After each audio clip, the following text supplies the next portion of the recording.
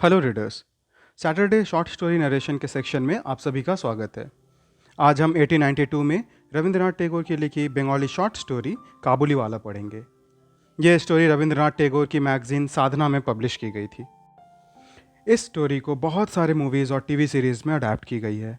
तो शुरू करते हैं रविंद्रनाथ टैगोर की लिखी काबुली वाला की कहानी। मेरी 5 बरस की लड़की मिनी से घड़ी भर बिना बोले रहा नहीं जाता। एक दिन वो सवेरे सवेरे ही बोली, बाबूजी, रामदयाल दरबान है ना, वो काक को कौवा कहता है। वो कुछ नहीं जानता, है ना बाबूजी? मेरे कुछ कहने से पहले ही उसने दूसरी बात छेड़ दी। देखो बाबूजी, भोला कहता है आकाश में हाथी सूंड से पानी फेंकता है, इसी से वर्षा होती है। अच्छा बाबूजी, भोला झूठ बोलता है ना? और वो फिर खेल में लग गई। मेरा घर सड़क के किनारे है। एक दिन मिनी मेरे कमरे में खेल रही थी। अचानक वो खेल छोड़कर खिड़की के पास दौड़कर चली गई और बड़े जोर जोर से चिल्लाने लगी, काबुली वाले, ओ काबुली वाले। कंधे पर मेवों की झोली लटकाए, हाथ में अंगूर की पिटारी लिए, एक लंबा सा काबुली धीमी चाल से सड़क पर जा रहा था। जैसे वो मकान की ओर आने लगा, मिनी जान बचाकर घर के अंदर आ गई। उसे डर लग रहा था कि कहीं वह उसे पकड़कर ना ले जाए। उसके मन में यह बात बैठ गई थी कि काबुली वाले की झोली के अंदर तलाश करने पर उस जैसे 2-4 बच्चे और भी मिल सकते हैं। काबुली ने मुस्कुराते हुए मुझे सलाम किया। मैंने उससे कुछ सौदा खरीदा। फिर वो बोला, बाबू साहब, आपकी लड़की कहाँ गई? मैंने मिनी के मन से डर दूर करने के लिए उसे बुलवा लिया।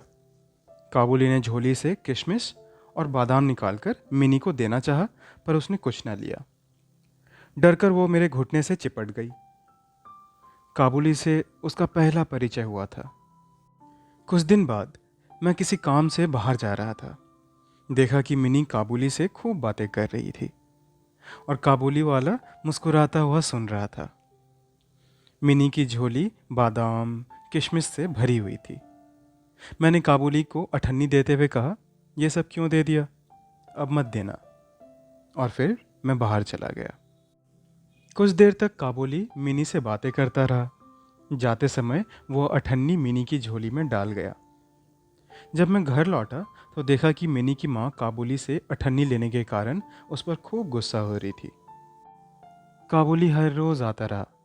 उसने किशमिश बादाम दे देकर मिनी के छोटे से दिल पर काफ़ी अधिकार जमा लिया था। दोनों में बहुत बहुत बातें होती और वो साथ खूब हंसते। रहमत काबुली को देखते ही मेरी लड़की हंसती हुई पूछती, काबुली वाले, ओ काबुली वाले, तुम्हारी झोली में क्या है?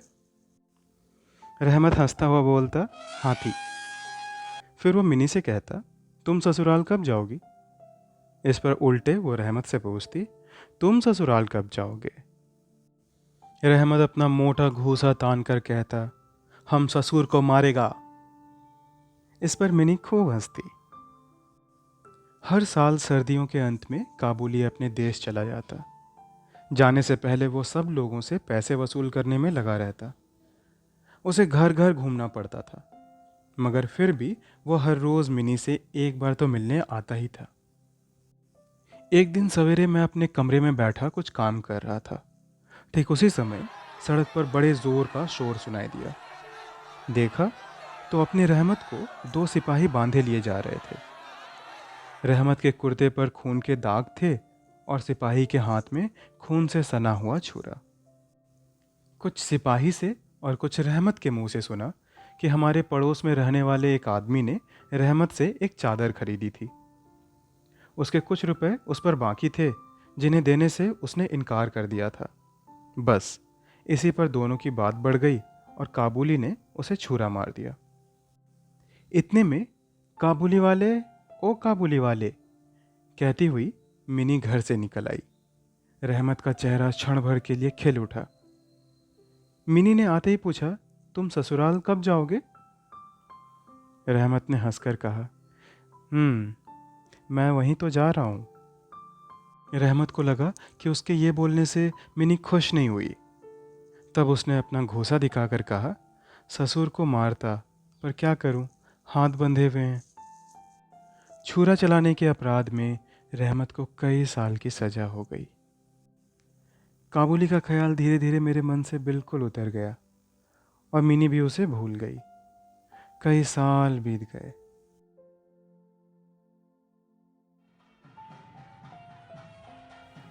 आज मिनी की शादी है, लोग आ जा रहे हैं। मैं अपने कमरे में बैठा हुआ खर्च का हिसाब लिख रहा था। इतने में रहमत सलाम करके एक और खड़ा हो गया। पहले तो उसे मैं पहचान ही नहीं सका। उसके पास ना तो झोली थी और न चेहरे पर पहले जैसी खुशी। अंत में उसकी ओर ध्यान से देखकर पहचाना कि अरे, ये तो रहमत है। मैंने पूछा, क्यों रहमत, कब आए? कल ही शाम को जेल से छूटा हूँ, उसने बताया। मैंने उससे कहा, आज हमारे घर में एक ज़रूरी काम है, मैं उसी में लगा हुआ हूँ। आज तुम जाओ, फिर आना। वो उदास होकर जाने लगा। दरवाजे के पास रुककर बोला, साहब, ज़रा बच्ची को नहीं देख सकता?" शायद उसे यही विश्वास था कि मिनी अब भी वैसी ही बच्ची बनी हुई है। वो अब भी पहले की तरह काबुली वाले, ओ काबुली वाले चिल्लाती हुई दौड़ी चली आएगी। उन दोनों की उस पुरानी हंसी और बातचीत में किसी तरह की रुकावट नहीं होगी। मैंने कहा, आज घर में बहुत काम है, आज उससे मिलना तो नहीं हो सकेगा। वो कुछ उदास हो गया और सलाम करके दरवाजे से बाहर चला गया। मैं सोच ही रहा था कि उसे वापस बुलाऊं। इतने में वह स्वयं ही लौट आया और बोला, यह थोड़ा सा मेवा बच्ची के लिए लाया था, उसे दे दीजिएगा। मैंने उसे पैसे देने चाहे, पर उसने कहा, आपकी बहुत मेहरबानी है बाबू साहेब, पैसे रहने दीजिए। फिर ज़रा ठहर कर बोला, बाबू साहेब, आपकी जैसी मेरी भी एक बेटी है। मैं उसकी याद कर कर के आपकी बच्ची के लिए थोड़ा सा मेवा लाया करता था। मैं यहाँ सौदा बेचने नहीं आता। उसने अपने कुर्ते की जेब में हाथ डालकर एक मैला कुचैला मुड़ा हुआ कागज़ का टुकड़ा निकाला और बड़े जतन से उसकी चारों तह खोलकर दोनों हाथों से उसे फैलाकर मेरी मेज पर रख दिया। देखा कि कागज़ के उस टुकड़े पर एक नन्हे से हाथ के छोटे से पंजे की छाप है।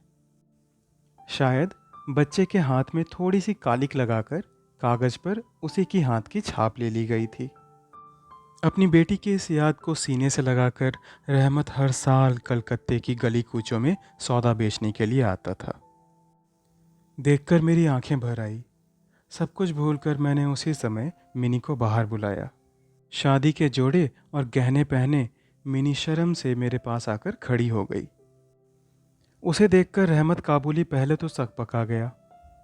उससे पहले जैसी बातचीत ना करते बना। बाद में वह हंसते हुए बोला, बच्ची, सास के घर जा रही हो क्या? मिनी अब सास का अर्थ समझने लगी थी। वो शर्मा गई। मिनी के चले जाने पर एक गहरी सांस भरकर रहमत ज़मीन पर बैठ गया। उसकी समझ में यह बात आ गई थी कि उसकी बेटी भी इतने दिनों में बहुत बड़ी हो गई होगी। इन 8 सालों में उसका क्या हुआ होगा, कौन जाने। वो कहाँ होगी। वो उसकी याद में खो गया। मैंने कुछ रुपए निकालकर उसके हाथ में रख दिए और कहा, रहमत, तुम अपनी बेटी के पास देश चले जाओ।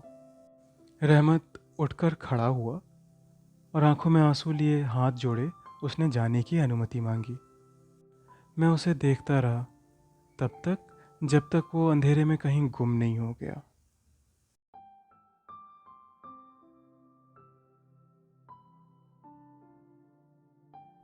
बस इतनी ही सी थी आज की ये कहानी। मेरे अंडरस्टैंडिंग से स्टोरी में लोगों के अच्छे और बुरे दोनों तरहों के एक्शंस की एबिलिटी बताई गई है। टैगोर हाईलाइट करते हैं हमारे अंदर के डर को, जो यूजुअली तब हम पर स्ट्रांगली हावी होता है जब हम किसी को खुद के जैसा नहीं देखते। हम उन पर शक करते हैं और उन्हें रूट ऑफ एविल मानते हैं। ये डिफरेंस कास्ट, कलर, लैंग्वेज या रीजन किसी का भी हो सकता है।